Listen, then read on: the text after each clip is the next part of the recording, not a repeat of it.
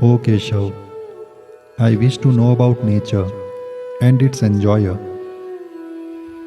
I also desire to know about the field and the knower of the field.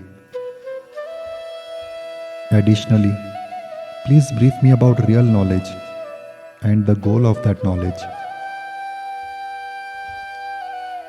According to the wise sages who have realized the truth, this body is the field, and the one who knows this field is the knower of the field, that is, the individual soul.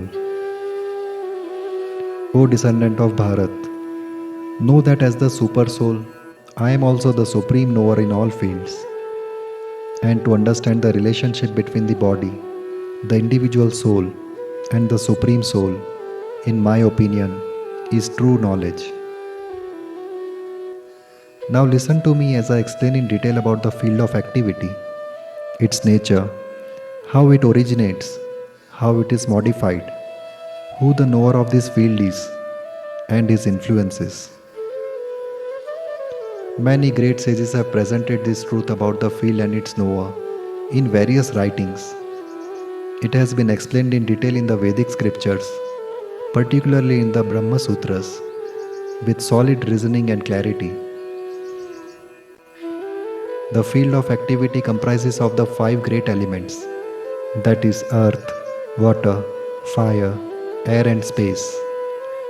The five organs of perception, that is eyes, nose, ears, tongue and skin. The five organs of action, hands, feet, mouth, genitals and anus. And the five objects of the senses, that is sight, hearing, taste, touch and smell, as well as mind, ego, intellect and the unmanifest primordial energy. Desire and aversion, happiness and distress, the aggregate of the body and its soul, consciousness and the power of self-control. These become the cause of changes in the field of activity.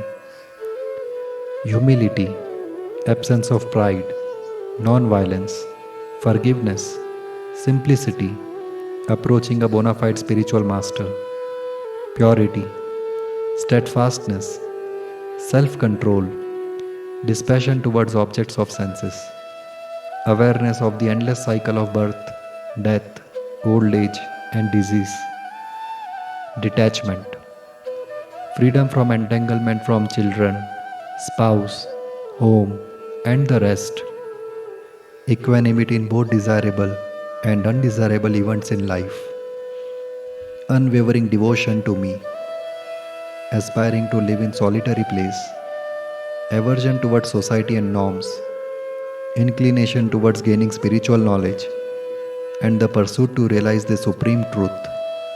All this is true knowledge, and anything beyond this is ignorance.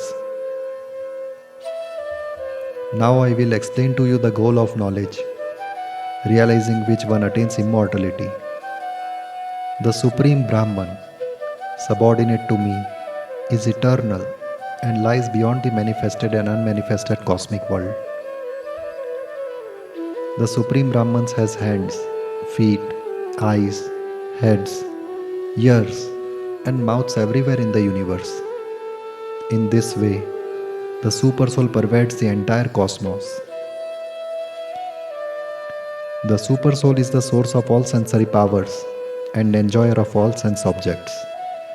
Yet he is devoid of senses. Although he is the sustainer of everything, he is completely unattached.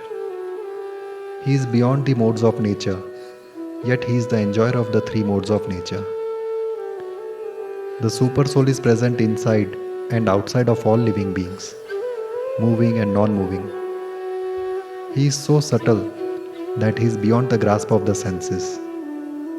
Although he is very far away, he is also near to all. Though the Supersoul appears to be divided among all beings, he exists as one. He is the creator, sustainer, and destroyer of all. He is the source of light in all luminous objects. He is also beyond the darkness of ignorance and unmanifested. He is knowledge, the object of knowledge, and the goal of knowledge. He resides in the hearts of all living entities. Thus, I have explained to you the nature of the field of activity, true knowledge, and about the Supersoul, which is the goal of knowledge. Only my devotees can fully understand this and attain my divine nature. Both material nature and individual soul are beginningless. Their activities and transformations are governed by the three modes of material nature. Material nature is the fundamental cause of all transformations in creation. The experiences of happiness and distress felt by the individual soul is caused by the soul itself. The individual soul, after coming in contact with material nature, becomes attached to the pleasures derived from the three modes of material nature. Because of this, it takes repeated birth in higher or lower forms of life. The Supreme Lord, also known as the Supersoul, dwells within the body and observes all actions of the individual soul. He exists as the permitter, supporter, and the ultimate transcendental enjoyer of all experiences. Those who understand the relationship between the individual soul, the Supersoul, and the three modes of material nature are sure to attain liberation.